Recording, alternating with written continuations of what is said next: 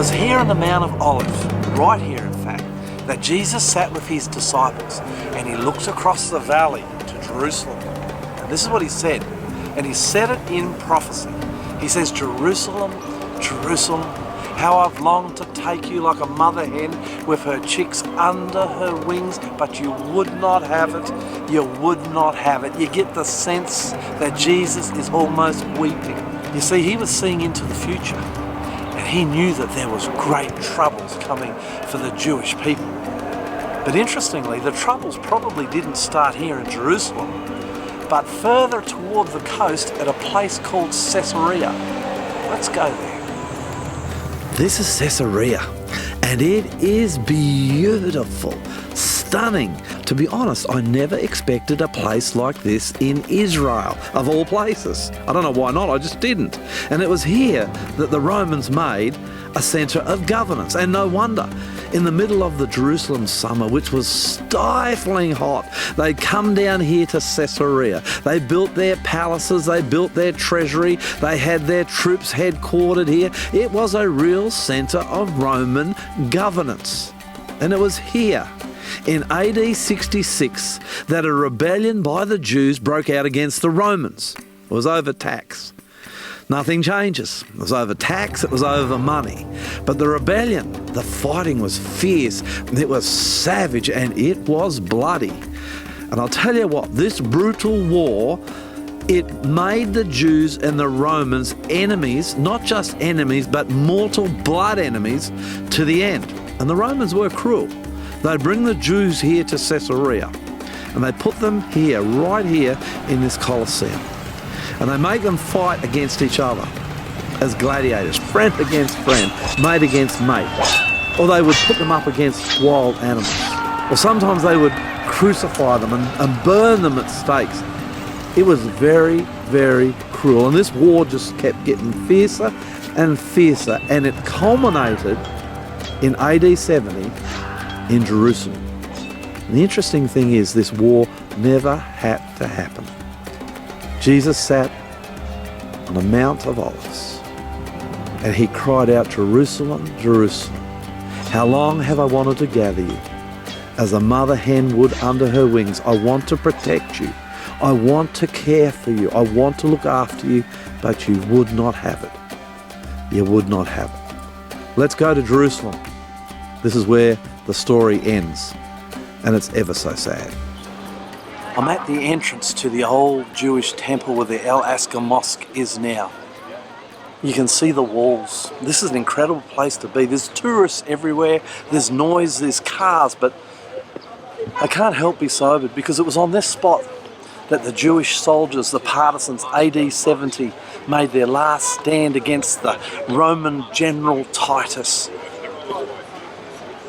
The battle they fought here was fierce, it was bloody, and it was to the death. And those Jewish soldiers, they would not give up. They fought to the very end. And the Romans, by the time they got in through those walls to the old Jewish temple, they were so incensed that even though Titus the general had said, don't touch the temple, leave it alone, they burnt it to the ground. And that was the last Jewish temple ever to be built there, almost 2,000 years ago, and I don't think there'll be another one. It's so sad. And yet Jesus said, "Oh Israel, Jerusalem, if only you had come to me so I could protect you." It's a little bit surreal to be walking here, just outside the Damascus Gate, by this great wall that surrounded Jerusalem 2,000 years ago when the battle for Jerusalem occurred. To think that men and soldiers died right here where we're walking. It's incredible. But it is history, and it's sad history. You know, they say that inside these walls, that the Jews got so desperate, even for food, that they were eating their own children, their own little boys and girls. And the thing that amazes me about this is the Jews were God's people. For thousands of years, he had been calling them to worship him and him alone. And he had been offering them protection. And they had spurned this protection, and it had finally come down to this. The Romans against the Jews, and the destruction of the Jewish race and their sovereignty over this incredible city, Jerusalem. Remember, it never had to be. How Jesus desperately wanted to protect them. You know, the same Jesus who appealed to the Jews to come to him, he's appealing for you and me to come to him today too, for safety and protection. Now listen to me. The Bible is very clear. Jesus himself says in Matthew 24 that there is a time of trouble coming to this world like it has never seen. Think about that. A time of trouble worse than the fall of Jerusalem. And Jesus says, come to me. I'm like a mother hen. I want to protect you. Come to me so you'll be safe, so you will live. And it's as simple as saying, Jesus, come into my heart. Be my God. Be my protector. When that time of trouble comes, and it will, you will be okay. Hey, as I close this, I want to tell you something that very few people know. Because the Christians of Jerusalem listened to Jesus and his prophecies, not one single one of them, not one perished. Not one perished when thousands did. And the same will apply for you in these end times. You give your heart to Jesus. Let him be your protector. You will not perish, you will live. My name's Lloyd Grolleman. I'm the Aussie pastor, sitting here underneath the Damascus wall, and I love you. But the God of Jerusalem, the God of Israel, who calls you under his protection today, under his wings today, he loves you so much more. God bless. See ya. Not so long ago, I had the privilege, and it was a real privilege, to go over and visit the ancient countries of Jordan and Israel. Now, I spent the first 10 days of this trip in Jordan. We're at a conference. We're in a hotel on the Dead Sea. It was a media conference, a Christian media conference. It was quite fascinating, actually. But I really got to tell you, I enjoyed Jordan. Wow, if you ever get the chance, go to Jordan. The Dead Sea itself was amazing. You go down and you swim in that thing, but you cannot put your head underwater. If you put your head underwater in the Dead Sea, you're going to destroy your eyesight. You float around in it, you actually can't get down into the water at all. And they have these mud baths. I had one. I don't know whether it was a good idea or not.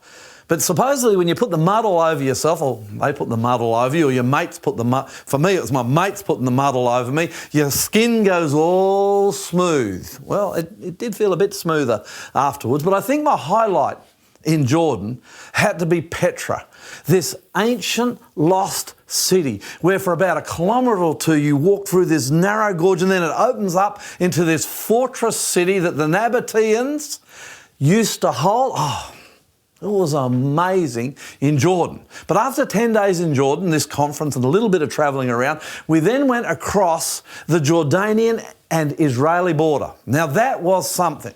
Because I tell you, when you go across that border, it's one of the most, well, it's not one of, it's the most heavily fortified border in the world. And when you go across it, man, on both sides, they're not mucking around. And I have a problem.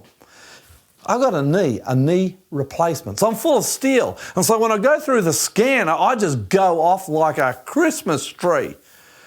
The Israeli soldier standing there with the gun, he's watching me very closely. I had to go, I was stripped, searched and checked. I kept saying to the Israelis, look, I got a bad knee. I've had a knee. It didn't matter. But finally we got into Israel.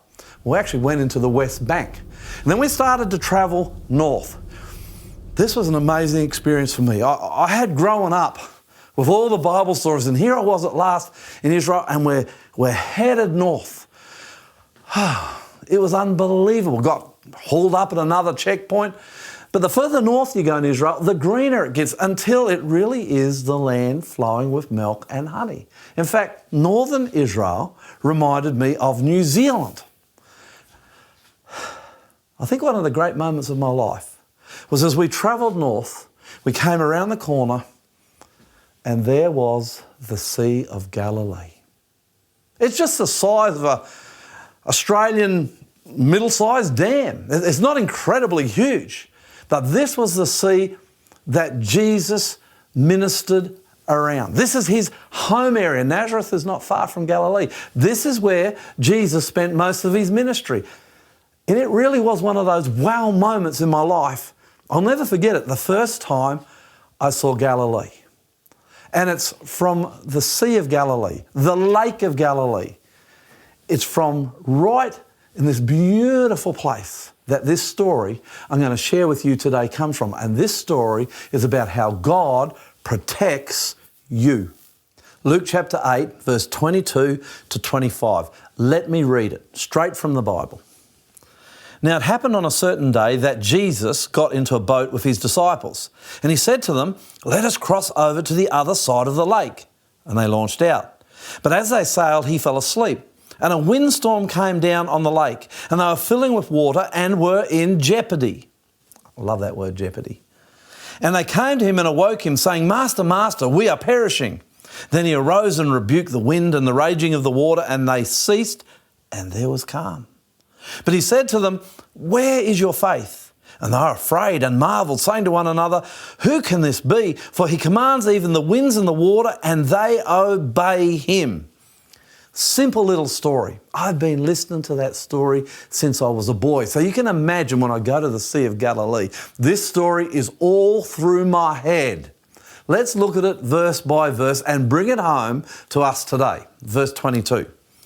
Now it happened on a certain day that Jesus got into a boat with his disciples, and he said to them, "Let us cross over to the other side of the lake." And they launched out. Verse 23.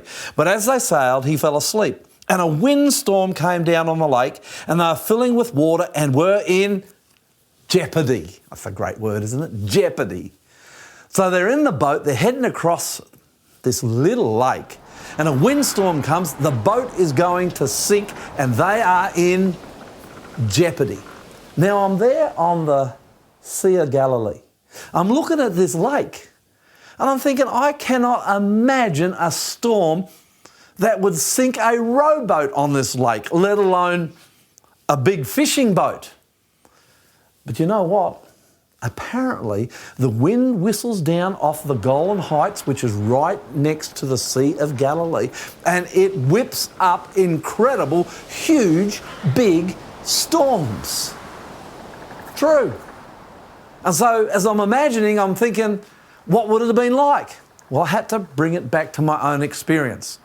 I guess at sea, I've been, I don't know whether you'd say lucky or fortunate, but I've experienced two massive storms. The first one was on a honeymoon.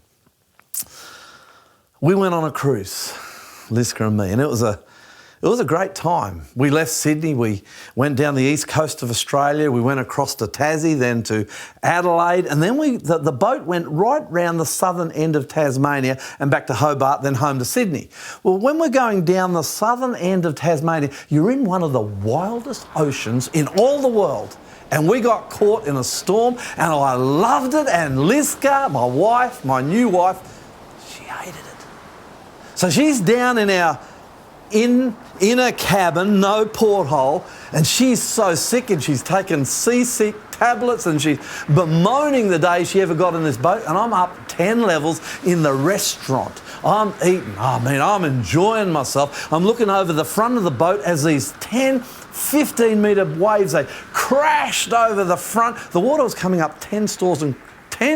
It's coming up 10 stories and crashing over the window that I was looking at. It was just an amazing, amazing experience. I had no fear. I was in a huge cruise liner.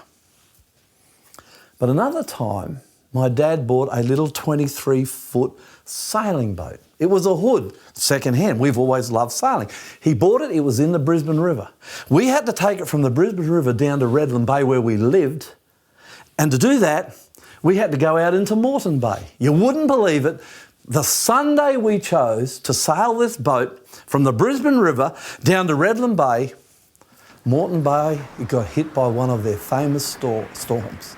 You know, the bay is shallow, and the water, the waves come up really high in Moreton Bay, and they're steep and they're close together. And we're crashing through these waves. I was at the tiller. I tell you what, I handed it over to my dad. I was scared. In fact, I don't know whether in my life I've experienced fear as much as I experienced that day. My dad turned the boat around and he sailed back to the Brisbane River. The waves are following, so this little 23-foot hood, little boat of ours, is surfing down these waves. Man, when we got into the Brisbane River, I remember heaving a great sigh of relief. And so I kind of get the fear that the disciples felt in this boat. Now you are walking with Jesus, or perhaps you're thinking about walking with Jesus. When you make a decision to walk with Jesus, he gets in your boat. He gets in your life, but you are going to get hit by storms, and you are going to get hit by massive storms. In fact, if you're alive, if you've got blood in your veins and if you breathe, you cannot escape the storms that life will throw at you. And man, I've had some storms myself. I've been through a divorce. I've had people close to me die. I've been fired from a job I enjoyed. These are all storms. And I've ministered in the last 30 years to people who've been through the most terrible storms. I've sat next to a husband while he watches his wife die of cancer. I've been to visit people whose little son has just drowned in the dam out the back. These are massive, massive storms. Now, I went through my divorce, but I've seen other people go through divorce and relationship loss. So bad was the storm that some of them, one of my friends, very sad, went through a divorce. He ended up committing suicide. I mean, these storms are so big in our lives sometimes, they overwhelm us. And like the disciples, we come to Jesus and we cry out, Lord, Lord, help us. Calm the storm because we are perishing. And sometimes it seems like Jesus is asleep. It's a very painful and a very difficult and a very challenging thing to face a storm like that. And yet Jesus says, hey, I'm in the boat. I will sail, I promise you, I will sail through this storm with you. Let's look what happens. I'm going to go back to verse 23. But as they sailed, he fell asleep and a windstorm came down on the lake and they were filling with water and they were in jeopardy. Verse 24. And they came to him and awoke him saying, Master, Master, we are perishing. Then he arose, he rebuked the wind and the raging of the water and they ceased and there was calm. I want to give you a guarantee today. There are some of you watching this, you are in a massive storm. Here's my guarantee. The storm won't go on forever. They never do. I remember when I was in my divorce, kind of a self-inflicted thing, to be honest. It was massively hard because I lost a woman I loved. My family broke down. I lost my home. I lost everything that was important to me. And it was so bad, I wondered whether the storm would ever end. I remember going out one day. I'll never forget this. Lying down in the yard and looking up into the sky, and it was just as the night was falling. This was a house that I was about to lose, had to sell it for hundreds of thousands less than what it was worth, and my whole life has fallen apart. I no longer have my kids with me. I'm not working. My ministry's been put to the side. I'm in a devastated place. I've never been in a storm like this, and I'll tell you what, I was perishing. And I remember looking up to the sky and talking to Jesus. I said, Jesus, you know what, if you want, take me. This storm, I'm drowning. I can't go any further. But you know what? If that's where you are today, no matter why the storm, hang on. If you've got to hang on by your fingernails, because it's a fact of life that storms never last forever. And Jesus stood up and he stilled this storm. And here's the deal. If he can still the storm on the Sea of Galilee, he can still the storm in your life too. He will do it. Now, this is what I find interesting. And I think this is where the lesson is in this story. Verse 25. But Jesus said to them, where is your faith? And they were afraid and marvelled, saying to one another, who can this be? For he commands even the winds and the water, and they obey him. Jesus looks across at his disciples and he's almost irritated. I don't know whether that's too strong a word. But he looks at the disciples and says, "Where's your faith?" And they're just marveling at him. Wow, this guy just stilled a storm. They'd never seen, no one in the history of the world had ever seen anybody who could do what Jesus had just done. He had stilled the storm. Now remember, often the only one who can still the storm in your life is Jesus. And the storm has been stilled. The lake is, man, I went out on that lake. There was no storm. I don't think I've ever seen a smoother lake. I grew up water skiing, yeah, believe it or not, barefooting and all the rest of it.